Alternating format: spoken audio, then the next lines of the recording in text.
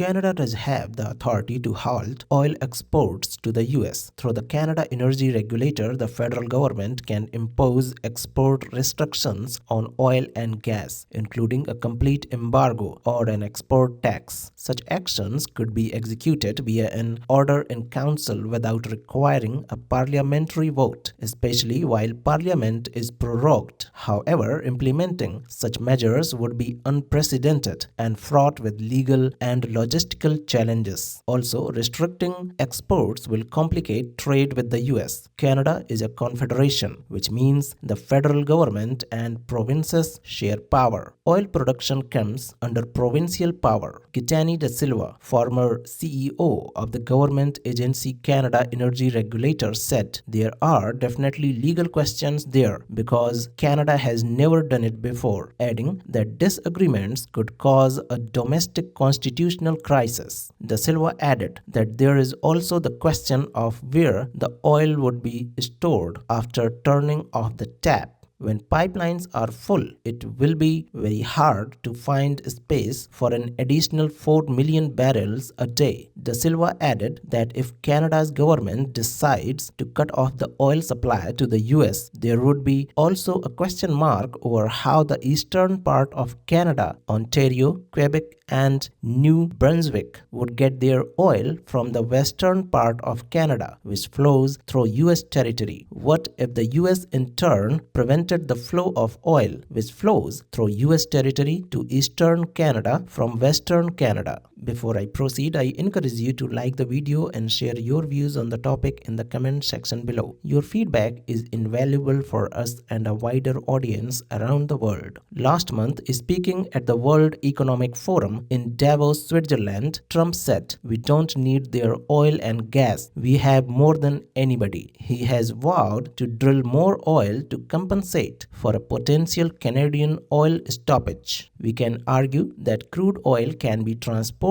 from the west of Canada to the east in alternative ways, including rail, truck, marine, and tanker. However, pipelines are the safest, most efficient, and most cost-effective way to transport oil and gas. Alternatives would not be a complete solution or an ideal solution, but they would be an option if needed. According to 2024 data from CER, pipelines exported 89.6% of Canada's crude oil. The rest was sent by rail and other networks. Canada has been actively looking for other export markets for its oil. However, there is no overnight solution for this. It will take some time to diversify trade. Also, Canada's relations with other big markets such as India and China are not very good in recent years. Economist Muggle Wallet wrote in a report published in 2021 by the Montreal Economic Institute, "It is time for Canada to review its strategy because we see that now with the new administration, it can become very dangerous for us to only have one client for our exports." Canadian pipeline operator Trans Mountain said that if Trump does implement tariffs, deliveries to Asia are likely to increase. A pipeline was expanded last year to bring oil to Canada's Pacific coast, from where oil is shipped on tankers to China, Japan, and South Korea. However, what will the economic implications be on Canada and the US if Canada stops exporting oil to the US? Halting oil exports would have severe repercussions for both countries. Canada relies heavily on the US as its primary market for oil. About 97% of Canadian crude oil exports go to US. If Canada were to cut off this supply, US refineries would face significant operational disruptions, leading to increased costs as they sought alternative sources. Conversely, Canada would face a major economic downturn. The oil sector is a critical component of its economy, and stopping exports could lead to production cuts, job losses, and increased storage issues due to full pipelines. The other problem is internal political divisions in Canada to ban oil supply to the US. The political landscape in Canada complicates matters further. Already, the mere suggestion of of such a tactic has caused a split between the government of Alberta on one side and the governments of Canada and all other provinces on the other. Alberta's provincial government has strongly opposed any cuts in oil supply to the US, emphasizing the importance of maintaining this economic relationship. This internal division could weaken Canada's negotiating position against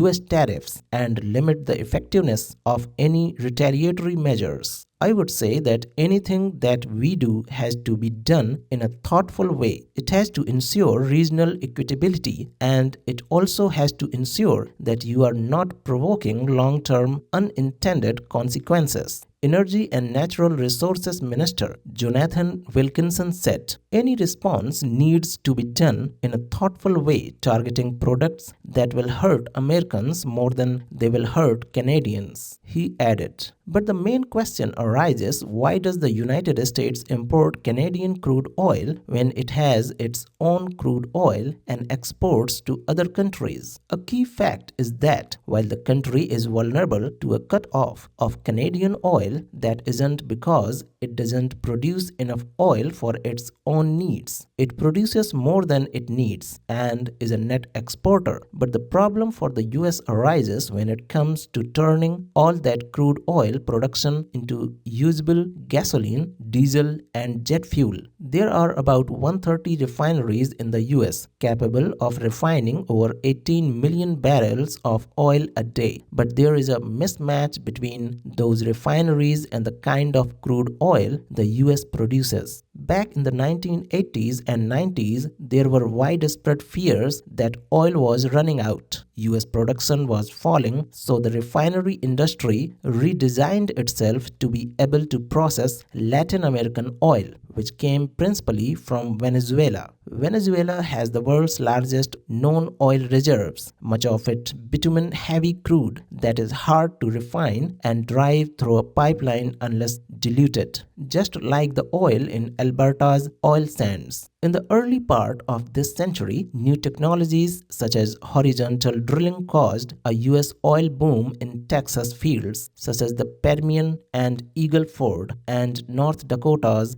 Bakken. The shale oil produced in these fields is lighter and sweeter, means less sulfurous than Venezuelan or Canadian crude, and therefore theoretically easier to refine. However, many refineries had already invested in expensive technologies designed to handle heavy crude, and their business model depended on the price discount they demanded for such oil, which sells for several dollars less than a barrel of light sweet crude. Consequently, much of that US shale oil began to be exported to refineries overseas that were better suited to handle it. US crude oil exports have soared from less than 1 million barrels a month in 2009 to well over 100 million barrels a month today, while the US has continued to import foreign heavy oil. The conclusion is that while Canada theoretically can stop oil exports to the US, doing so would likely have significant economic consequences for both nations. The complexities of intergovernmental relations and the potential for domestic unrest make such a move unlikely to be practiced. Thank you for watching, and don't forget to subscribe to our channel for new videos on important international topics.